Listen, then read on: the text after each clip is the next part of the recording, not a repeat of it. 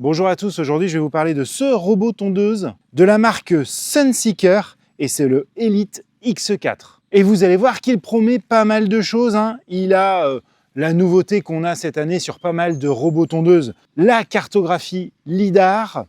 Sur le devant, une caméra qui va être capable de détecter les objets vraiment très bas dans votre pelouse et qu'il va pouvoir traiter des pelouses jusqu'à 1200 mètres carrés. Et tout ça pour, alors j'ai pas vraiment le prix auquel il se vendra, mais d'après ce que j'ai vu, on sera en dessous de 1500 €. Donc pour un robot avec le lidar à ce prix-là, on est plutôt pas mal placé, même si forcément c'est une somme. Et l'objectif de la vidéo, ça va être de savoir si ça vaut le coup ou pas de l'acheter. Alors déjà, première chose, hein, l'avantage d'un robot, c'est de ne pas faire ce qui se passe à côté.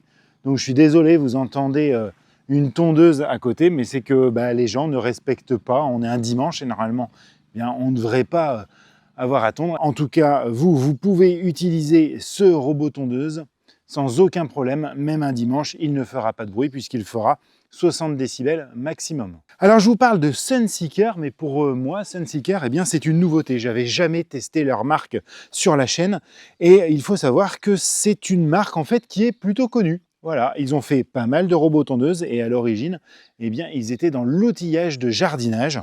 Donc, ils savent un peu de quoi ils parlent. Ça fait maintenant près de 3 semaines que je teste ce robot tondeuse. C'est pour ça, comme vous pouvez le voir, ma pelouse est plutôt en bon état, même si j'ai tondu suffisamment haut pour pouvoir vous montrer aujourd'hui comment il fonctionne. Et je peux vous le dire dès maintenant, c'est un des rares robots que quand je l'ai installé, je l'ai fait tourner, il a fonctionné et je n'ai jamais été embêté.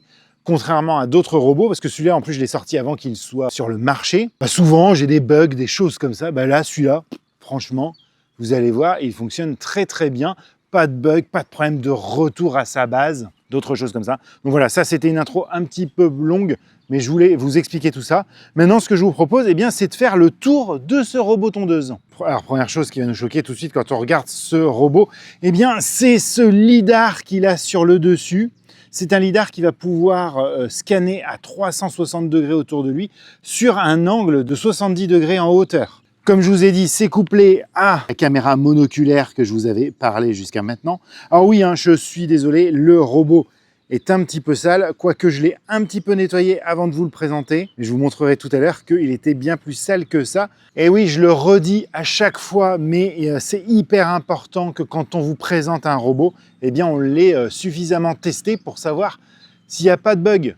J'en prends pour exemple le dernier robot qu'on avait testé sur la chaîne, ou si je l'avais essayé qu'une seule fois, j'aurais trouvé qu'il était exceptionnel. Même si, là aussi, je le sortirai ce robot après tout le monde, puisque j'ai pris le temps de le tester. Et donc, ça veut dire quoi, ces modes de repérage avec le lidar plus la caméra qui est devant? C'est que vous n'allez pas avoir besoin de mettre de fil périphérique autour de votre terrain. Et en plus, vous n'avez pas non plus à installer d'antenne RTK. Vous savez, c'est les antennes GPS qu'on mettait sur les robots d'ancienne génération. Alors, je parle d'ancienne génération, mais même l'année dernière, c'était comme ça. Le lidar est une technologie qui commence à arriver sur à peu près tous les robots tondeuses. Donc ça, c'est vachement bien. Vous avez le robot, sa base, et puis c'est tout. Sur le côté, là aussi, ça peut choquer. On a des énormes roues crantées de 20 cm de diamètre, avec des crampons assez importants. Tout ça, c'est sur suspension, ce qui permet au robot, vous voyez, d'avoir toujours les roues au sol, même dans les terrains escarpés. Il va être capable de monter des côtes jusqu'à 45%. Derrière ici, une petite poignée pour pouvoir le transporter. Et sur le dessus, le bouton obligatoire d'arrêt d'urgence. Et si on soulève ici, on va avoir une commande pour régler la hauteur de coupe de façon manuelle, entre 20 mm et 60 mm. Et sur le dessous ici, vous allez retrouver un petit écran, ce qui va vous servir dans un premier temps à saisir votre code PIN pour débloquer l'appareil. Mais également, vous allez pouvoir accéder à plein de réglages. Vous voyez, vous avez tout ici. Alors franchement, il y a pas mal de choses, mais je ne vais pas aller dans le détail puisque on va le voir dans l'application. Tout ce qu'on retrouve ici, on le trouve dans l'application. Puisque je pense que vous l'aurez compris, mais ce robot tondeuse est connecté. Et juste au-dessus ici, vous avez le capteur de pluie, puisque vous allez pouvoir lui dire de ne pas aller tondre les jours où il y a de la pluie. Maintenant, ce qui va nous intéresser, eh bien, c'est le dessous. Alors, comme vous pouvez le voir, là, il est plutôt propre, hein, mais je l'ai lavé en grande eau avant de tourner, puisque le robot est typé X6, donc il ne craint pas la flotte. Hein. Je l'ai fait au G. Mais avant, il ressemblait à ça. Donc je peux vous dire qu'il a fallu quand même que je passe un petit peu d'eau. Mais comme vous pouvez voir, ça part plutôt bien, puisque ils ont été malins. Autour de cet unique plateau de 20 cm de diamètre, enfin de 20 cm de diamètre de coupe, eh bien on n'a pas d'endroit ou de recoin où l'herbe serait stockée facilement. C'est-à-dire que là, l'herbe est coupée et aussitôt, elle va être évacuée vers l'arrière. Donc ça, c'est vraiment un plus. Hein. Au niveau de l'entretien, vous y gagnez. Et puis le plateau, il est flottant. C'est-à-dire que, eh bien, il va s'adapter au relief de votre terrain. Sur le devant, on a des petits trous directionnels de base. Chose sympa, on en a 2, contrairement à certains robots, on n'en a qu'un.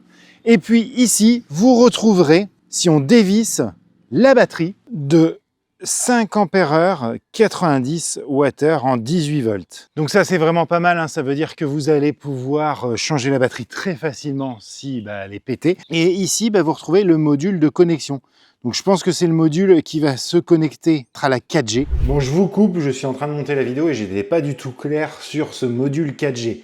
Donc pour vous expliquer, ce module 4G, comme son nom l'indique, va se connecter à la 4G, ce qui va lui permettre plusieurs choses, d'être piloté à distance, c'est-à-dire que depuis votre smartphone, via la 4G, vous allez pouvoir le piloter. Comme il a un positionnement GPS via la 4G, si on vous le vole, vous allez pouvoir le retrouver. Et vous avez un abonnement gratuit de 2 ans à cette 4G. Mais vous pouvez très bien vous en passer en le connectant au Wi-Fi. Pour le connecter au Wi-Fi, il va falloir que vous mettiez la base, et seulement la base, sur couverture Wi-Fi. Allez, voilà, c'est comme ça au moins c'est clair et je vous renvoie vers la vidéo. Voilà, et cette batterie, justement, eh bien, c'est elle qui va surtout lui donner la capacité de faire les 1200 mètres carrés pour lequel il est prévu. Puisque ce robot va être capable de faire 1200 mètres carrés sur 48 heures. Cette batterie, elle n'est pas énorme, hein, c'est-à-dire qu'il va pouvoir travailler 1 heure, 1 heure et demie, retourner à sa base, se recharger, repartir à l'endroit où il s'est arrêté et continuer comme ça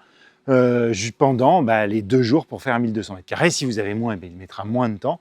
Et oui, puisque il a quand même qu'un plateau de coupe de 20 cm et puis on lui demande quand même une grande surface avec une batterie intelligente mais quand même plutôt petite. Donc ça lui fera pas mal d'allers-retours. Mais bon, vous en foutez puisque vous ne tondez plus, c'est lui qui fait. Et justement, quand on parle de recharge, eh bien, il faut qu'on aille le voir à l'endroit où il se recharge. Et il va se recharger sur son dock. Et là, voilà sa base. Alors, comme vous pouvez voir, hein, ça, c'est quelque chose qu'on ne pouvait pas faire avec les robots d'ancienne génération. Hein. Mettre une base comme ça, collée à un mur vachement grand à côté d'arbres.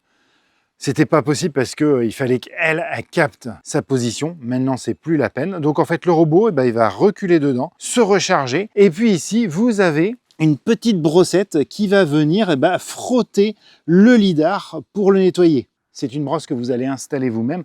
Elle est fournie dans la boîte.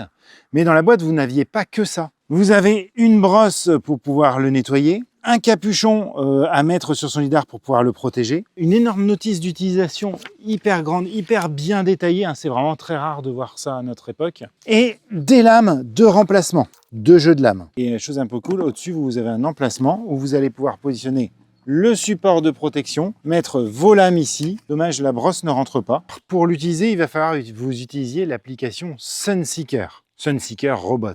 Et la première fois que vous allez l'utiliser, eh bien vous serez obligé de faire ajouter un appareil ici, scanner le petit QR code qui est derrière le robot, et puis il va se connecter. Il va falloir que vous rentriez votre nom de Wi-Fi et votre mot de passe Wi-Fi en 2,4 ou en 5 GHz. Il n'y a pas de souci avec ça. Attention, hein, il faut vraiment que vous soyez sur couverture Wi-Fi pour pouvoir le paramétrer. Votre terrain n'a pas besoin d'être complètement sur couverture, mais l'endroit où vous mettez la base, c'est vraiment important. Et puis une fois que vous l'aurez installé comme ça, eh bien vous allez le retrouver dans l'application comme j'ai actuellement. Si vous cliquez dessus, vous allez accéder à votre terrain. Donc là, vous voyez, moi, c'est la cartographie que j'ai fait. Et comme vous pouvez voir, de lui-même, alors ici, j'ai mis en place une zone interdite.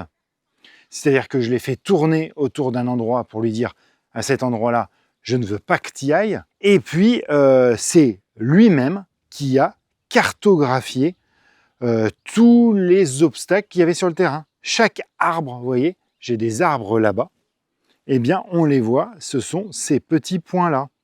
Donc de lui-même, hein, grâce à sa cartographie lidar, comme un aspirateur robot chez vous, il va savoir où sont les obstacles. Regardez, ce qui est sympa aussi, c'est que du coup, vous pouvez avoir une carte 3D. Voilà, lui, ce qui sait de comment est mon terrain. Regardez, c'est superbe. Quand on regarde comme ça, on voit qu'il connaît où sont les arbres. Regardez, hop là, on se balade sur mon terrain, si vous voyez par là. On voit ma maison, on recule, et puis on repère ce qu'il y a autour. Allez, je vais donc supprimer la cartographie. Et donc, pour faire votre cartographie, deux solutions. Soit vous avez le drop and go, c'est-à-dire que vous le posez dans votre terrain. Il va mettre à peu près 1 heure pour faire les 1200 mètres carrés.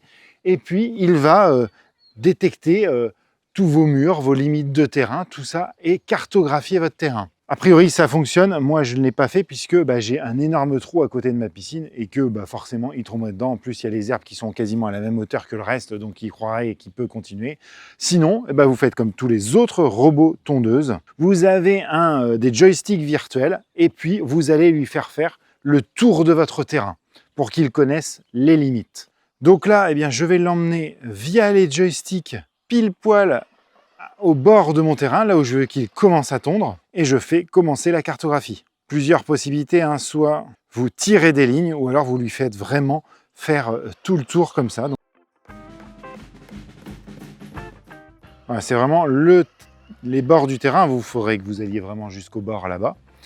Hop, je le fais revenir ici, puisque l'objectif, ça va être de voir s'il est capable de passer, par exemple, derrière les poteaux de fil à linge que vous avez là-bas. S'il connaît bien son gabarit, je vais le faire passer au bord du mur. L'objectif, ça va être aussi de voir à quelle distance du mur il arrive à couper l'herbe. Je vais même là, ici, le faire passer entre les deux poteaux. Et je vais le ramener tranquillement à son point de départ. Et ça y est, j'ai ma zone qui est créée. Après, si je voulais, dans cette zone, je pourrais créer une zone interdite. Donc là, ça serait exactement pareil. Je prends mon robot, je lui fais le tour d'un emplacement en disant je veux jamais que tu ailles dans cet endroit-là. Et ça marche, hein, je l'ai testé puisque mon bananier qui était là-bas, vous avez vu sur la précédente carte qu'il était exclu et jamais il est passé sur mon bananier. Maintenant, ce qu'on va faire, on va créer une deuxième zone puisque vous pourriez avoir sur votre terrain une zone, une allée entre les deux par exemple, et puis une deuxième zone enherbée. Votre robot il va être capable de passer d'une zone à l'autre. Et chose à savoir, il n'y a pas de limite de nombre de zones avec ce robot. Si vous voulez créer 40 zones, vous pouvez créer 40 zones. Donc là, ce que je vais faire, je vais créer une nouvelle zone de travail, je vais faire ajouter, j'ai compris, et je vais l'emmener à l'endroit où je veux créer ma nouvelle zone. Par exemple, ici où il y a toutes les pâquerettes, et je fais commencer la cartographie, et je vais faire exactement la même chose, créer une zone de travail. Alors voilà, je ne vais pas trop me prendre la tête, je vais faire un espèce de carré ici. L'intérêt, c'est pas de savoir comment il va tondre ici, c'est surtout de savoir comment il va s'y rendre. Donc là, comme vous pouvez voir, j'ai les deux zones qui sont créées, et il va falloir que je les relie ensemble. Donc là, il va falloir que je crée un couloir. Donc je fais couloir, ajouter, j'ai compris, et je vais, pareil, avec mon robot, aller d'une zone à l'autre pour qu'il sache par où passer. Et là, je vais lui faire un truc un peu particulier puisqu'il va partir d'ici pour aller là-bas, mais je vais le faire passer derrière l'arbre qui est là pour voir s'il respecte bien le chemin que je lui ai donné. Je fais commencer la cartographie, et là, je lui fais faire exactement la route que je veux qu'il fasse pour revenir à l'autre zone. Et ça y est, je me retrouve avec mes deux zones, ma zone A, ma zone B. On voit qu'on a bien noté où était la base de recharge et mon couloir qui relie les deux zones qu'il va suivre pour aller d'une zone à l'autre. Et maintenant que vous avez vos deux zones, il va falloir que vous paramétriez votre tonte. Alors vous allez voir, c'est plutôt simple. Et il va falloir que vous ayez sur le petit engrenage en haut à droite, ça va être les paramètres. Et à ce moment-là, vous pouvez à peu près tout paramétrer. Donc là, vous pouvez créer un planning en lui disant moi, je veux que tu sortes tel jour à telle heure. Vous pouvez éditer la carte, ça c'est pas mal. Une fois qu'elle est faite, vous pouvez quand même la modifier. Vous pouvez choisir la vitesse de tonte. Et là, c'est pas le plus rapide que j'ai connu, puisque quand on est en vitesse maximum, On sera à 0,45 mètres par seconde. Alors c'est très bien pour un robot, de toute façon vous en foutez, c'est pas vous qui le faites, mais bon, c'est pas hyper rapide, j'en ai connu des bien plus rapides. Vous pouvez choisir l'espacement des coupes. Alors comme vous pouvez voir, il n'y a rien de vraiment hyper précis. Contrairement à certains robots, on va pouvoir choisir au centimètre près la distance entre les différentes lignes de coupe. Bon bah là, on a soit standard, soit large. Moi, je vais laisser en standard, c'est-à-dire qu'il y a un petit peu de recouvrement de 5 ou 6 cm. Le sens de la coupe, après ce que vous pouvez faire, c'est paramétrer chaque zone indépendamment. On peut choisir de tondre le milieu avant de faire les bords ou de faire les bords et après le milieu. Donc moi, je vais d'abord commencer par les bordures en premier pour vraiment qu'on puisse se rendre compte avant le reste. La stratégie d'évitement des obstacles. Donc soit sans contact, c'est-à-dire que il va regarder sur le terrain s'il y a un obstacle, et bien, il va l'éviter, ou alors en contact lent, c'est-à-dire que comme vous avez vu sur le devant, vous avez un petit bumper, et donc il va aller toucher l'objet avant de faire demi-tour, ce que je vous conseille vraiment pas. Activez pas le mode de travail de nuit, donc ce que je vous conseille pas, hein.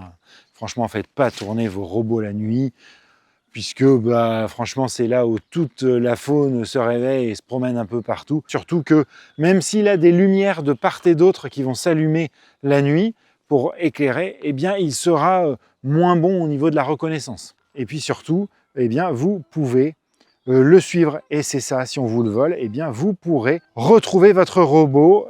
Comme je l'ai dit, vous avez un forfait 4G gratuit pendant 2 ans, et je vais regarder en renouvelant comment ça coûte. Eh bien ça vous coûte 29 € par an, une fois les 2 ans passés. Voilà, rien vraiment d'extraordinaire, hein. Tout est très très simple. Maintenant, ce que je vous propose, c'est de lancer la tonte.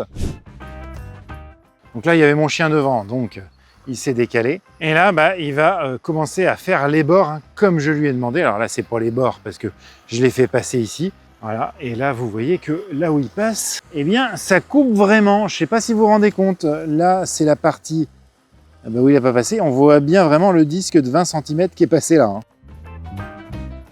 Alors là, est-ce qu'il va bien connaître son empattement? Oui. Ah, il passe. Alors là, c'est très rare, hein, ceux qui passent à cet endroit-là. Et là, il est au bord, hein, donc là, pour lui, c'est le maximum. Donc comme vous pouvez voir, il n'est pas au bord, il laisse une petite distance d'une dizaine de centimètres. Et est-ce qu'il va passer entre les deux poteaux? Alors là, j'en suis pas sûr. Non, là, vous voyez, il fait demi-tour. Et là, vous voyez, eh bien, il s'est décalé. Il va essayer de passer, je pense, de l'autre sens. Pour lui, il s'est dit qu'il pouvait mieux passer comme ça. Oh, ça, c'est formidable, hein. Ça, c'est pas mal, hein. Vraiment, il s'adapte à son environnement. Regardez, recule pour faire pile poil entre les deux. Ah ouais, là c'est vraiment très très intelligent de sa part. Alors je sais pas si vous en rendez vraiment compte avec le micro, mais c'est très silencieux, hein. Donc on y dit 60 décibels. Franchement, je sais même pas où il les entend, parce que ça doit être vraiment à côté, parce que là, ça peut tourner, ça vous embête pas du tout, quoi. Là, vous voyez que j'ai un trou dans la pelouse et que ça ne lui fait pas peur, hein, voilà, hein. Avec ses roues crantées, il n'y a aucun souci, il ne perd pas en motricité. Et là, il rentre à l'intérieur ici, c'est vraiment pas mal, ils ne le font pas tous. Allez, maintenant, on va commencer à le pousser dans ses retranchements et surtout à tester sa capacité à détecter les obstacles, puisque Sunseeker nous dit qu'il est au-delà des autres sur le marché. Donc on va tester si c'est vrai. Donc premier objet, un obstacle qu'il y aurait sur son chemin, donc là une espèce de brosse qu'on va positionner ici. Hop, et même si elle est sur le côté, il l'a détecté, il s'est même arrêté et essaye de trouver un autre endroit pour passer. Donc premier test, impeccable. Deuxième test maintenant, le fameux tuyau d'arrosage qui serait resté au sol. Hop, est-ce qu'il va le détecter ou l'éviter? Et hop, il l'a évité. Comment il va s'en sortir là? Il fait le tour. Ah, il va se le prendre peut-être dans le coin. Non, même pas. Ah là, c'est pas mal, hein. Et enfin, dernier test, vous avez étendu votre linge. Il y a pas mal de vent. Vous avez étendu votre bob préféré, hein. Vraiment, un bob que j'ai qui me va comme un gant, qui me va très très bien. Je voudrais pas que le robot passe dessus et me l'abîme, hein. Il est vraiment magnifique, donc on va voir s'il est capable de le détecter. Voilà, donc là je l'ai mis au sol, est-ce qu'il va... Oui, il le détecte. Voilà, ça c'est vraiment parfait, quoi. Comme il s'en sort super bien, je vais tenter plus petit, une branche, alors vous voyez là, qui est couleur de terre et qui est plutôt petite. On va voir s'il s'en sort. Oui, ah oui, là, on a un très très bon, hein. C'est dans les meilleurs qu'on ait testé jusqu'à maintenant. On va maintenant essayer une pierre. Est-ce qu'il va le voir? Non, non, là il l'a pas vu. C'est la limite. Voilà, je cherchais sa limite. Une petite pierre comme ça de allez, 5 cm par 5 cm. Il n'est pas capable de la détecter. Allez, ben on va le laisser finir. Et puis on va voir comment il va se comporter pour rejoindre la deuxième zone.